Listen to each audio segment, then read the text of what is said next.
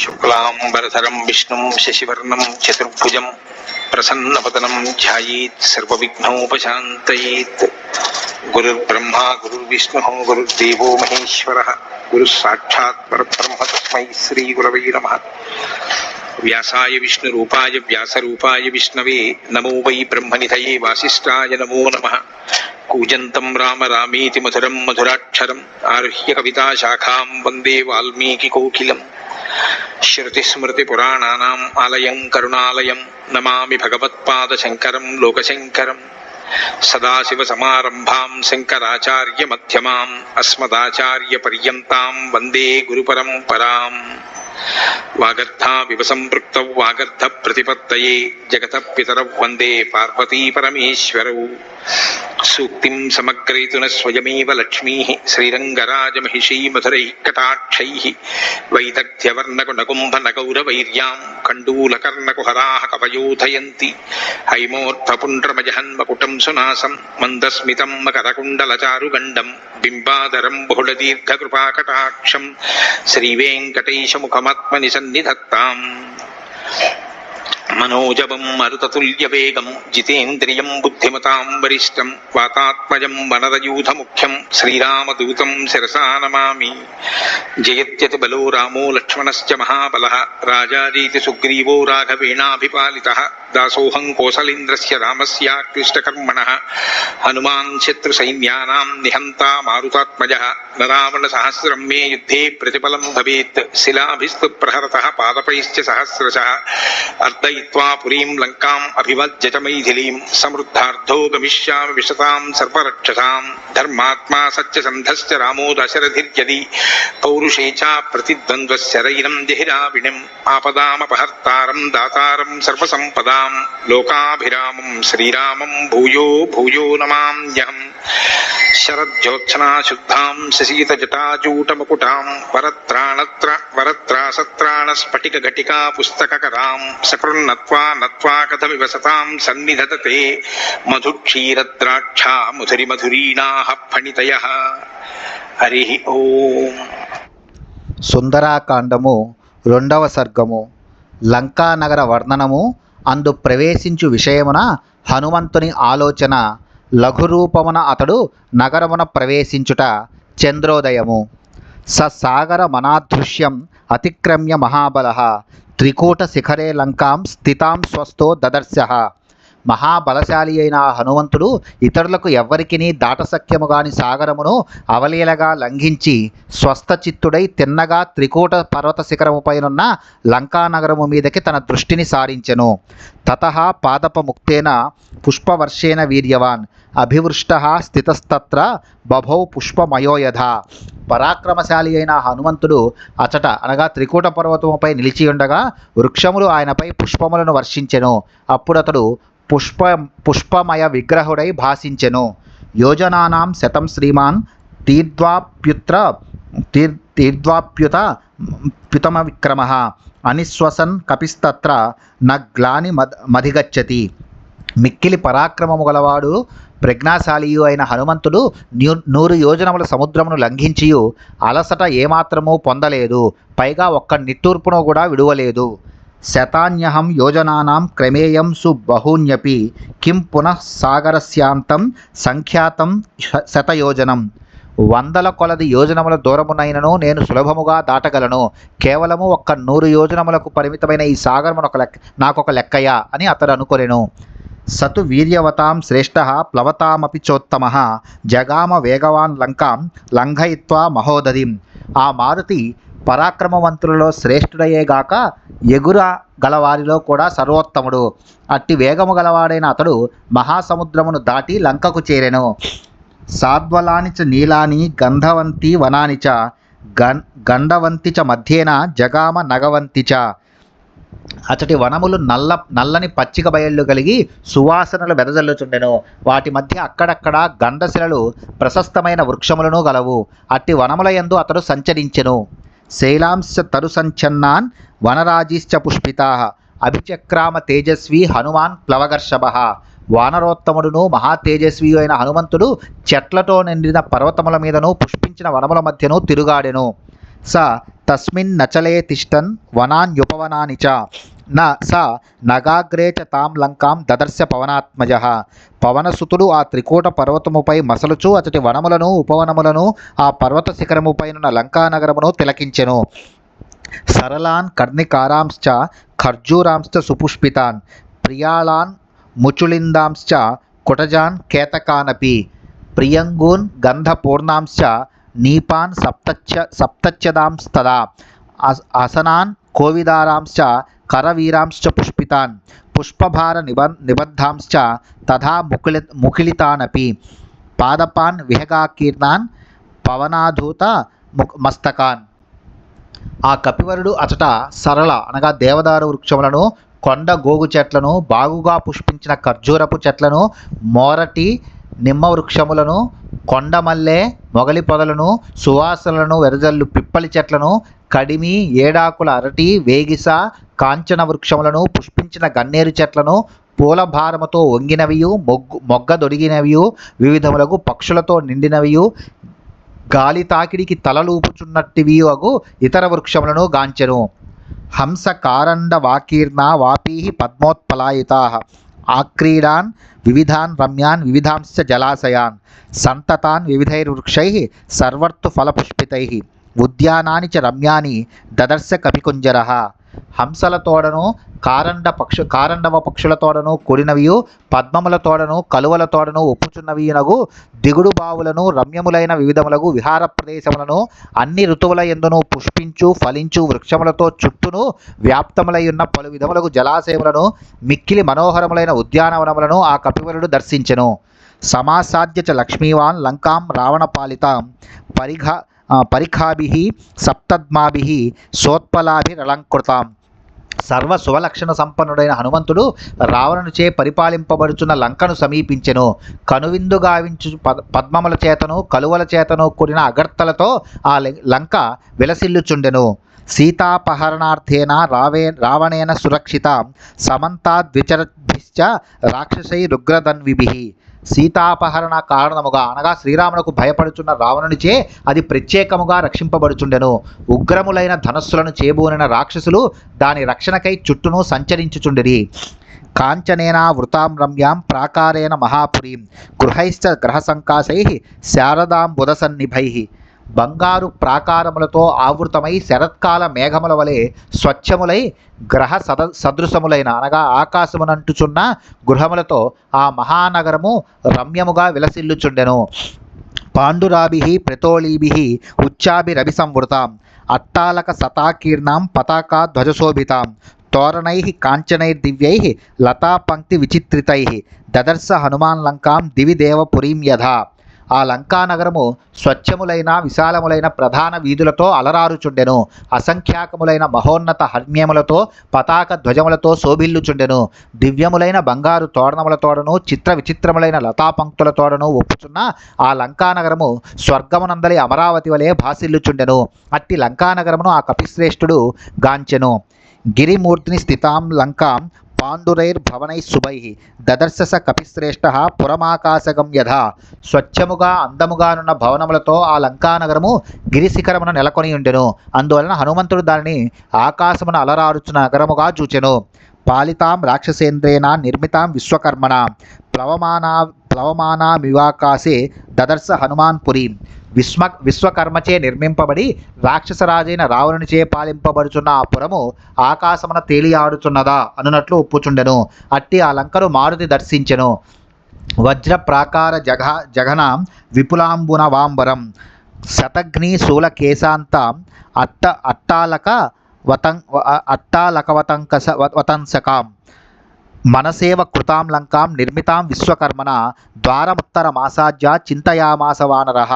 విశ్వకర్మ పూర్తిగా మనస్సు పెట్టి నిర్మించిన ఆ లంకాపురి కోట ప్రాకారమే జఘనముగా అనగా నడుముగా విపులమైన అగర్తలతో జలములే నూతన వస్త్రములుగా శతఘ్నులు శూలములే కేశపాశములుగా కోట బురుజులే కర్ణభూషణములుగా కలిగి ఒక సుందరి వలె భాసిల్లుచుండెను. హనుమంతుడు అట్టి లంకాపురి యొక్క ఉత్తర ద్వారమునకు చేరి సీతాదేవిని దర్శించుట ఎట్లు అని ఆలోచింపసాగెను.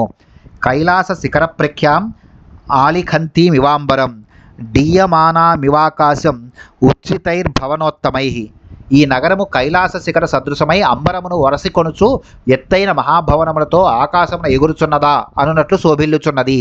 సంపూర్ణాం రాక్షసైర్ఘోరై నాగైర్భోగవతీమివ అచింత్యాం సుకృతాం సృష్టాం స్పష్టాం కుబేరాద్యుషితాం పురా.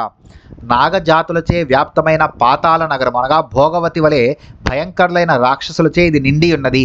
మిక్కిలి స్పష్టముగా చక్కగా నిర్మింపబడి ఊహ కందని శోభలతో విలసిల్లుచున్న ఈ నగరము పూర్వము కుబేరునిచే అధిష్ఠింపబడి ఉండెను.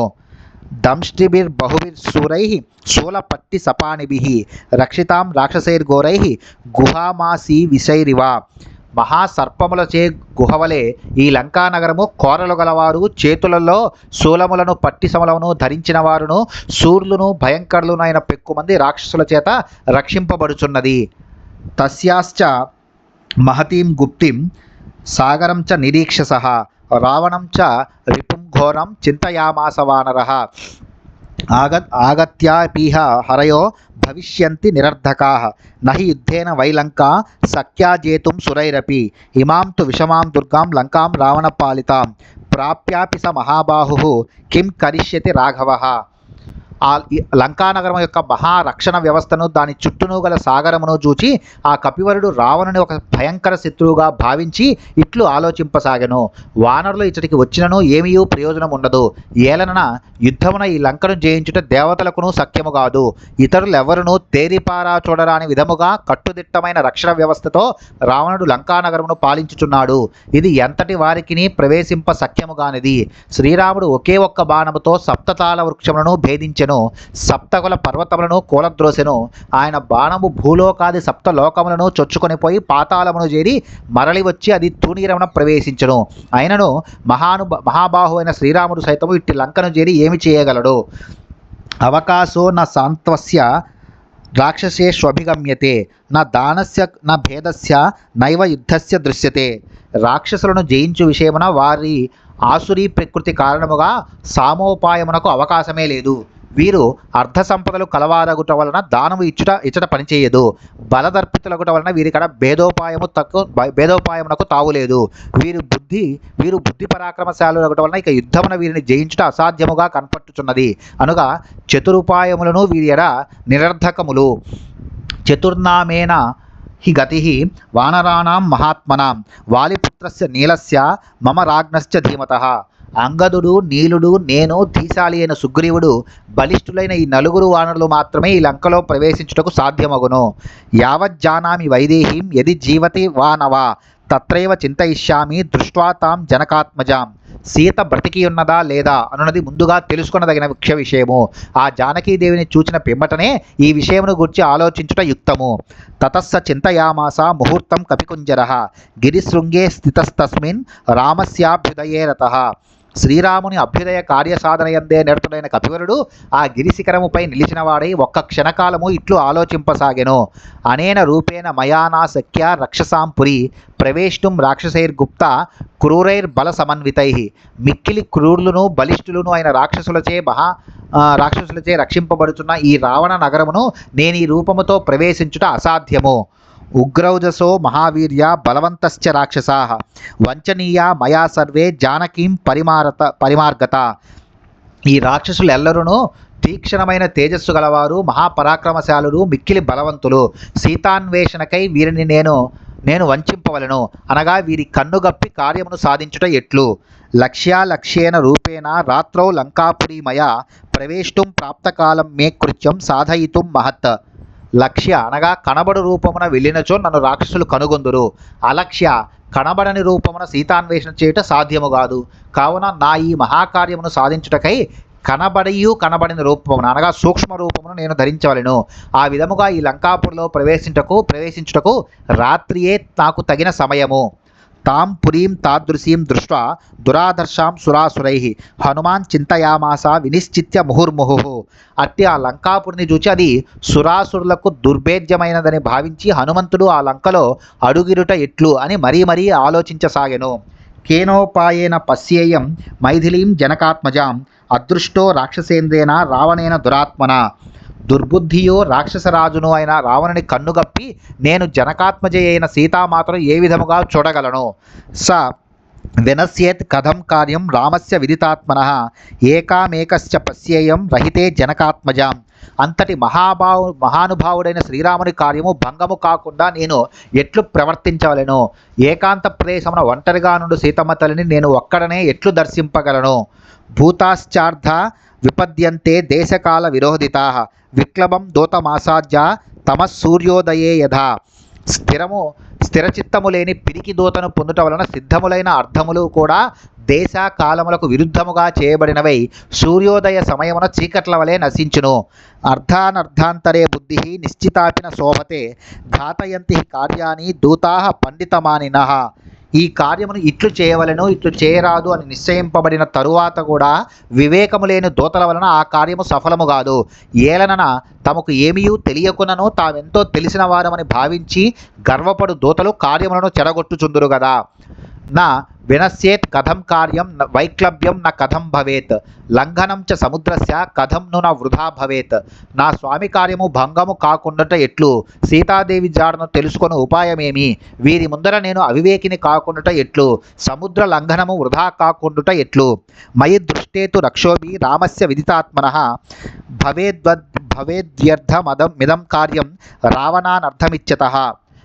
నేను రాక్షసుల కంటబడినచో రావణ సంహారమును కోరుకొనుచున్న ప్రజ్ఞాశాలి అయిన శ్రీరాముని కార్యము వ్యర్థమగును. నహి సఖ్యం క్వచిత్ స్థాతుం అవిజ్ఞాతేన రాక్షసై అపి రాక్షస రూపేణ కిముతాన్యేన కేనచిత్.